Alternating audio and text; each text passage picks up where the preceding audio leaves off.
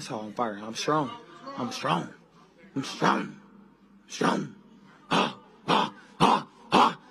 All right, guys, we're back. Welcome back to the channel. It's your boy CMB checking in.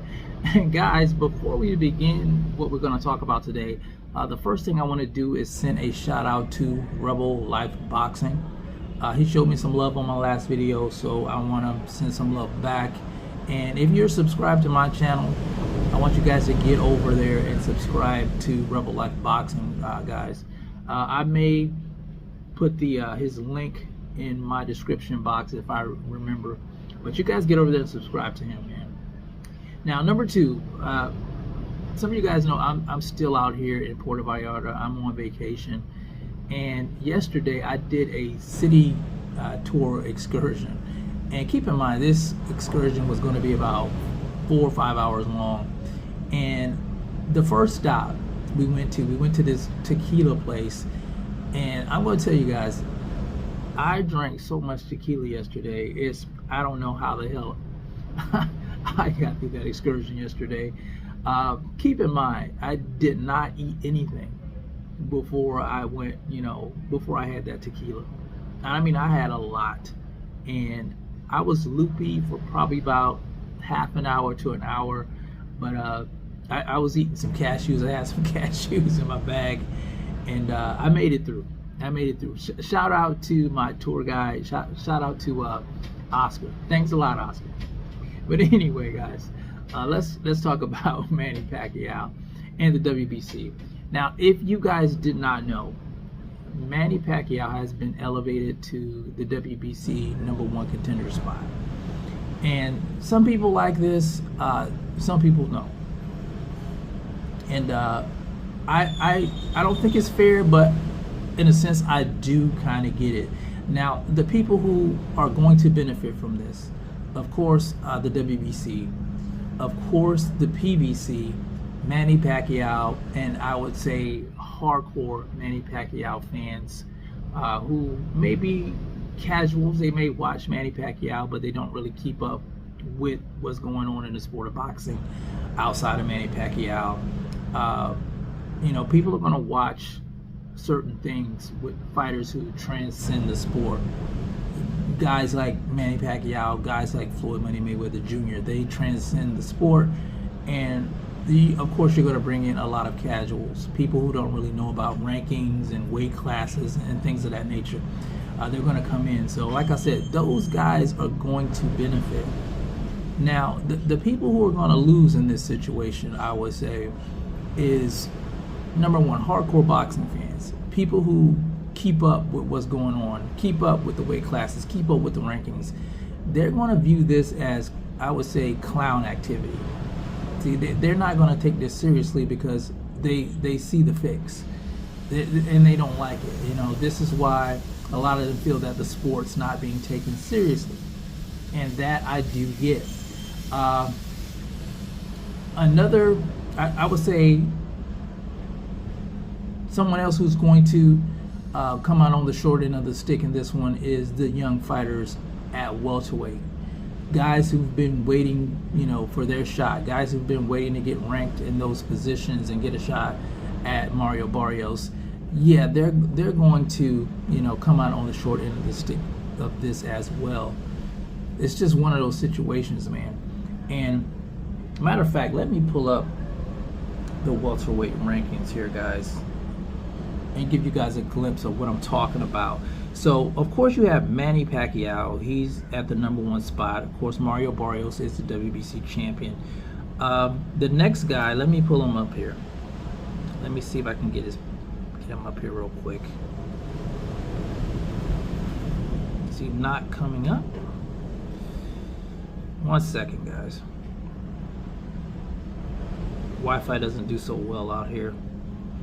I noticed that.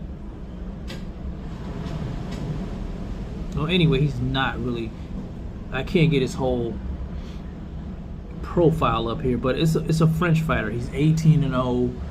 His name is, I'm gonna butcher this name, guys. So Solomon Suzuko. He's a French boxer. I would say the most notable name in the rankings doesn't come to number 4, which is Conor Benn. Then Evis Kavaliauskas, you guys remember him. So these names aren't that well known, like I said, outside of Conor Benn. And this is what people like, I will say organizations like the PBC, what the WBC look at. They're like, we can't make the money that we want to make or what we need to make with these names. Even you know, putting them in a position to fight Mario Barrios, we're gonna make more money if we put Manny Pacquiao in this position now that he's back. And that's the Achilles heel. It's a business and they need to generate revenue. Because let's face it, the PBC, since you know the Showtime deal is gone, they've been struggling. And Manny Pacquiao, to them, they view him as a cash cow. So they're going to do what they can to put him in a position where he can get these big fights. So yeah, I don't like it in a sense as you know, as a hardcore watcher, but from a business perspective, I do get this. You know, they know they're going to make more money off of him than they would with a French guy that nobody knows his name. But here's the rub, and here's where the problem lies. I would say you got to look at someone like Jake Paul. Jake Paul is a marketing genius, and that's the problem: marketing and promotion.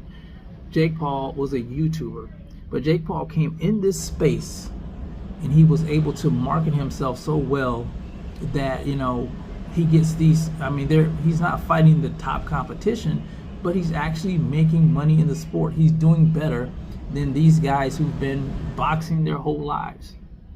It's all about marketing and promotion. And you have to blame the managers a lot of times of these fighters, because these fighters are what you call people who don't work jobs. They're independent contractors. That's the word I'm looking for. They're independent contractors. So someone has to get their name out there. There has to be buzz created for these guys. And if there's no buzz, then no one's going to show up. Nobody's going to know who you are. So you have to put that on the backs of the managers. You have to put that on the back of the platforms. Get these guys known. Get them out in front of these cameras, interviews, do whatever, you know, marketing, PR. Be a part of something. Get their face out there where people can see these fighters, and maybe then these guys, you know, they don't have to rely on older fighters like Manny Pacquiao to make money. Guys like Floyd Money Mayweather Jr. to make money. So what's going to happen when you can't use these guys anymore? You know, it's a dying sport. If you don't correct this, if you don't get the market and promotion part right, it's going to kill the sport, no doubt in my mind. So yeah, I think it's a bad thing in a sense. I would say in the short term, you know, it's good for the platforms, but in the long run, it's bad for the sport, and I think that's where the problem lies. But like I said, it's one of those things.